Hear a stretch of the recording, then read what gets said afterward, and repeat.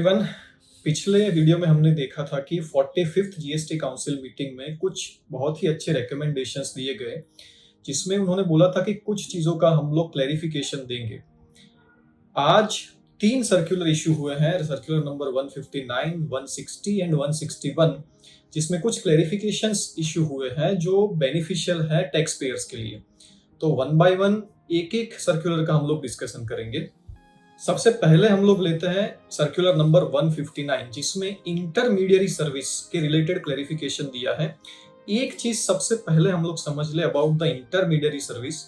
Intermediary service का जो impact है वो सिर्फ और सिर्फ section 13 of the IGST act और section 14 of the IGST act में है।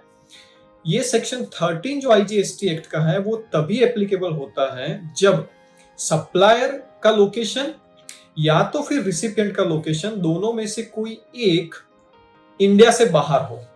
इसका मतलब ये हुआ कि जब भी इंटरमीडिएट सर्विस इंडिया के अंदर है तो उसमें इस चीज का कोई इंपैक्ट होने वाला नहीं है। इंपैक्ट सिर्फ और सिर्फ तभी होगा जब ओवरसीज सप्लाई ऑफ सर्विस है। तो इंटरमीडिएट सर्विस के लिए काफी लोगों ने जब क्वेश्चन पूछा तो उनको ये कंफ्यूजन था कि भाई जो ब्रोकर की सर्विस है, जो बिजनेस फैसिलिटेटर्स है, जो इंडिया में सर्विस देते हैं, उनको क्या इंपैक्ट होगा। तो उनके लिए ये बात इंटरमीडिएट सर्विस की है ही नहीं। इंटरमीडिएट सर्विस का जो पूरा कंफ्यूजन है, जो पूरा डिबेट है, वो क्या है एग्जैक्टली। ये डिबेट और डिस्कशन ऐसा है कि सेक्शन 2 सबसेक्शन 13 में इंटरमीडिएट सर्विस को डिफाइन किया गया है। उसमें ऐसा बोला गया है कि जब भी हम लोग कोई बिजनेस फैसिलिटेशन किस्म की ट्रांजैक्शन को कुछ अरेंज करने की सर्विस देते हैं, मान लीजिए ए और बी 2 पर्सन है और उन दोनों को मिलाने का काम, उन दोनों के बीच में कोई बिजनेस ट्रांजैक्शन को फैसिलिटेट करने का काम अगर हम लोग करते हैं तो ऐसी सर्विस को नॉर्मली हम लोग इंटरमीडिएट सर्विस बोलते हैं। अब एक्सपोर्ट ऑफ सर्विस की अगर आप डेफिनेशन देखो सेक्शन 2 सबसेक्शन 6 में, तो वहां पर ऐसा बोला गया है कि location of the supplier should be in India और लोकेशन ऑफ द रिसिपिएंट, या तो फिर हम लोग बोल सकते हैं जिसको कि place of supply should be outside India. तो सप्लायर का जो लोकेशन है वो इंडिया में होना चाहिए और place of supply outside India होना चाहिए, तभी हम लोग उस चीज को एक्सपोर्ट ऑफ सर्विस बोल सकते हैं। और अगर उसको एक्सपोर्ट ऑफ सर्विस हमने बोला तो section 16 of the IGST act के मुताबिक उसके ऊपर जीएसटी नहीं लग सकता और जो इनपुट टैक्स क्रेडिट है उसका रिफंड भी मिल सकता है। तो ये बेनिफिट हो सकता है अगर एक्सपोर्ट ऑफ सर्विस है तो। अब लोकेशन ऑफ द सप्लायर कैसे डिटरमाइन होता है, तो जहां पर नॉर्मली पर्सन रजिस्टर्ड है, जहां से बिजनेस करता है, उस जगह को हम लोग लोकेशन ऑफ द सप्लायर बोलते हैं।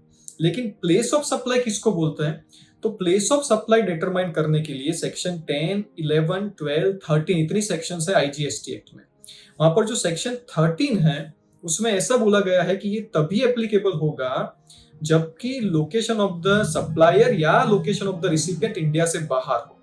उसमें एक जो सबसेक्शन है वो है 13(8)(b।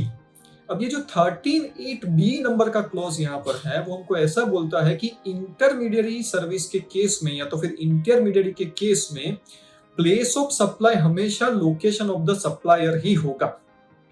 तो अगर मैं इंटरमीडियरी सर्विस दे रहा हूं तो उसका मतलब ये हुआ कि वो कभी भी एक्सपोर्ट ऑफ सर्विस की डेफिनेशन में नहीं आएगी, क्योंकि एक्सपोर्ट ऑफ सर्विस की डेफिनेशन में क्लियरली लिखा है कि place of supply should be outside India.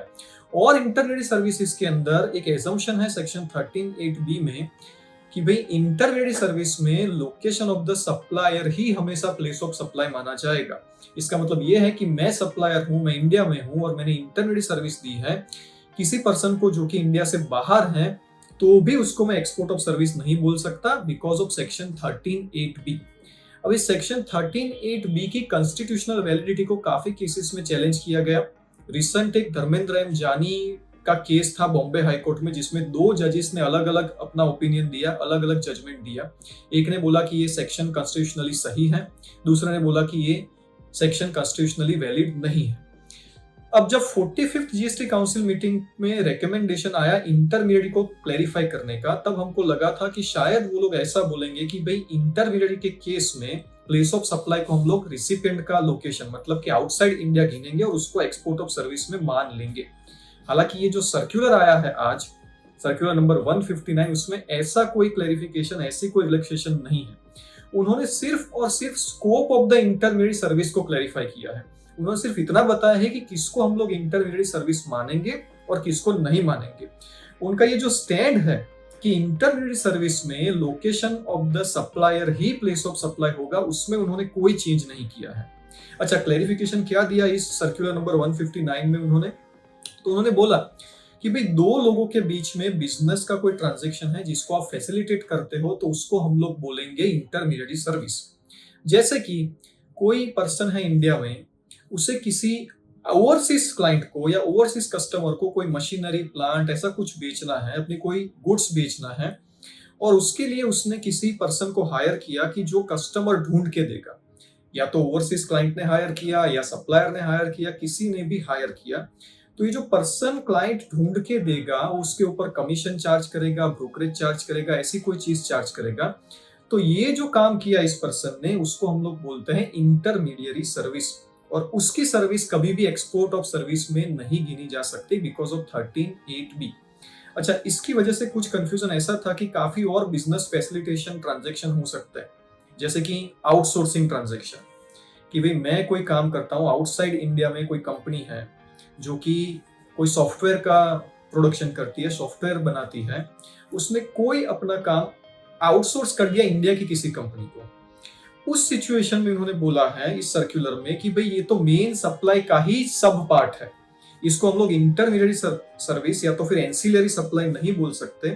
तो ये जो आउटसोर्सिंग वाले जितने भी काम हैं उसको हम लोग इंटरमीडिएट की डेफिनेशन में नहीं डाल सकते, और उसकी वजह से ये आउटसोर्सिंग वाली जितनी भी वर्क है उसको एक्सपोर्ट ऑफ सर्विस का बेनिफिट मिल सकता है, वो इंटरमीडिएट नहीं गिने जाएंगे। This is what has been clarified under this circular number 159। तो 159 नंबर का जो सर्कुलर है उसने बोला है कि आउटसोर्सिंग, सब कॉन्ट्रैक्ट, ये सारी जितनी भी चीजें हैं उसको इंटरमीडिएट सर्विस नहीं गिना जा सकता। इंटरमीडिएट सिर्फ वही है जो बिजनेस को फैसिलिटेट करता है, कोई बिजनेस का पार्ट अपने वहां पर से वो एग्जीक्यूट करता है, उसको हम लोग सब कॉन्ट्रैक्टिंग बोल सकते हैं, उसको हम लोग आउटसोर्सिंग बोल सकते हैं, और ये सारी चीजें इंटरमीडिएट सर्विस नहीं है। So this is what has been clarified by circular number 159। अब देखते हैं हम लोग सर्कुलर नंबर 160 में क्या क्लैरिफाई किया है। दोस्तों, सर्कुलर नंबर 160 में तीन चीजों के बारे में क्लैरिफिकेशन दिया है। एक है सेक्शन 16 सबसेक्शन 4, दूसरा है रूल नंबर 48 सब रूल नंबर 4, और तीसरा है सेक्शन 54 सबसेक्शन 3। अब ये जो 16 सबसेक्शन 4 के बारे में बात है उसका ऑलरेडी मैंने एक वीडियो बहुत महीनों पहले डाल दिया था। यहाँ पर जो सर्कुलर के थ्रू क्लैरिफिकेशन आया है वही इंटरप्रिटेशन मैंने किया था, और उस वीडियो का लिंक भी इस डिस्क्रिप्शन में है, आप वहां पर डिटेल में देख सकते हैं। शॉर्ट में अगर मैं आपको बताऊं तो ये चीज ऐसी है कि सेक्शन 16 सबसेक्शन 4 हमको बोलता है कि कितने टाइम में आप इनपुट टैक्स क्रेडिट ले सकते हैं, कब ये टाइम लिमिट एक्सपायर हो जाएगी इनपुट टैक्स क्रेडिट लेने की। तो अगर हम लोग फिनेंशियल ईयर की बात करें तो 31 मार्च को फिनेंशियल ईयर कंप्लीट होता है। 31 मार्च को जब फिनेंशियल ईयर कंप्लीट होता है उसके बाद में जो सितंबर मंथ होता है उसका रिटर्न फाइल करने की ड्यू डेट या तो उस साल का एनुअल रिटर्न फाइल करने की डेट, उन दोनों में से जो अर्लियर है तब तक हम लोग उस साल की इनपुट टैक्स क्रेडिट ले सकते हैं। अब पहले जो प्री अमेंडेड सेक्शन 16 सबसेक्शन 4 थी बिफोर फिनांस एक्ट 2020, वो ऐसा बोल रही थी कि आपको डेट कौन सी देखनी है, इनवॉइस की डेट, या तो फिर अगर डेबिट नोट इश्यू की है तो वो डेबिट नोट जिस इनवॉइस के लिए इश्यू की है उस इनवॉइस की डेट को देखना है। इसकी वजह से प्रॉब्लम कई बार ये हो सकता है कि भाई मैंने इनवॉइस इश्यू किया है, उसके काफी दिनों बाद, काफी महीनों बाद अगर मैं डेबिट नोट इश्यू करूं तो ये 16(4) की टाइम लिमिट होगी वो ओरिजिनल इनवॉइस की डेट से कंटिन्यूएशन में आएगी, उस तारीख से गिनी जाएगी। अमेंडमेंट ऐसा किया गया कि भाई आपको ये 16(4) की जो डेट है डेबिट नोट के केस में वो ओरिजिनल इनवॉइस से नहीं गिननी है, जिस तारीख से आप डेबिट नोट इश्यू करो उस तारीख से गिनी जाएगी। तो नेचुरली इसकी वजह से सेक्शन 16 सबसेक्शन 4 की जो टाइम लिमिट है इनपुट टैक्स क्रेडिट लेने की in the case of debit note, ये बढ़ जाएगी। इसका बहुत ही डिटेल में मैंने एक्सप्लेनेशन दिया है, वीडियो की लिंक डिस्क्रिप्शन में है, आप वहां से डिटेल में ये चीज देख सकते हैं। यही चीज मैंने बहुत पहले क्लैरिफाई ऑलरेडी कर दी थी। दूसरी चीज है रूल नंबर 48 सब रूल नंबर 4, जिसमें ई इनवॉइसिंग की बात की है। इतनी चीज ही क्लैरिफाई यहाँ पर की गई है कि भाई अगर ई इनवॉइसिंग आपने इश्यू किया है तो फिर आपको फिजिकल इनवॉइस की कॉपी अपने साथ में ले जाने की जरूरत नहीं है, क्योंकि ई इनवॉइसिंग में क्यूआर कोड होता है जिसको स्कैन करके ऑफिसर देख सकता है कि इनवॉइस की क्या डिटेल है। तो अगर रूल नंबर 48 सब रूल नंबर 4 में ई इनवॉइसिंग आपने इश्यू किया है then you are not required to carry the physical invoice. तीसरी चीज है सेक्शन 54 सबसेक्शन 3 वाली बात, जहां पर एक कंडीशन ऐसी दी गई थी for the purpose of taking refund of the input tax credit in case of export, कि अगर आपके सप्लाई के ऊपर एक्सपोर्ट ड्यूटी लगती है और उस सप्लाई में एक्सपोर्ट ड्यूटी सफर हुई है then you can not go for the refund. यहां पर क्लैरिफिकेशन ऐसा दिया गया कि अगर export duty nil rated goods के ऊपर है, इसका मतलब यह है कि नील रेटेड अंडर कस्टम, इसके ऊपर एक्सपोर्ट ड्यूटी लेविड तो है लेकिन बिकॉज ऑफ नील रेट या तो फिर उस शेड्यूल में उसका कोई रेट नहीं है जिसकी वजह से आप एक्सपोर्ट ड्यूटी नहीं पे कर रहे हैं अंडर कस्टम, तो ये रेस्ट्रिक्शन एप्लीकेबल नहीं होगा। इन शॉर्ट अगर एक्चुअली मैंने एक्सपोर्ट ड्यूटी पे की है तो ही ये रेस्ट्रिक्शन अंडर सेक्शन 54 सबसेक्शन 3 मुझे एप्लीकेबल होगा, अदरवाइज रेस्ट्रिक्शन मुझे एप्लीकेबल नहीं होगा। तो ये बात की गई है सर्कुलर नंबर 160 में। हमने 159 देखा, 160 देखा, अब लास्ट में देखते हैं सर्कुलर नंबर 161 क्या बोल रहा है। जो चीज सर्कुलर नंबर 161 में क्लैरिफाई की गई है उसको समझने के लिए एक्सपोर्ट ऑफ सर्विस का थोड़ा बैकग्राउंड समझना जरूरी है। एक्सपोर्ट ऑफ सर्विस की जो डेफिनेशन है वो दी गई है section 2 subsection 6 of the IGST act में। इसमें ऐसा बोला गया है कि कुछ कंडीशंस अगर आप फुलफिल करोगे तो ही किसी सर्विस को हम लोग एक्सपोर्ट ऑफ सर्विस बोल सकते हैं। क्या कंडीशंस है? Condition number 1, location of the supplier must be in India. Number 2, place of supply must be outside India. Number 3 आपको बोला गया है कि भाई जो अमाउंट है कंसीडरेशन है that must have been received in convertible foreign exchange. Convertible foreign exchange में आपको पैसा मिलना चाहिए। एक इंपॉर्टेंट कंडीशन वहां पर ऐसी है कि भाई supplier and recipient must not be the same entities. Same entities या तो हम लोग बोल सकते हैं कि establishment of a distinct person as given under explanation 1 to section 8।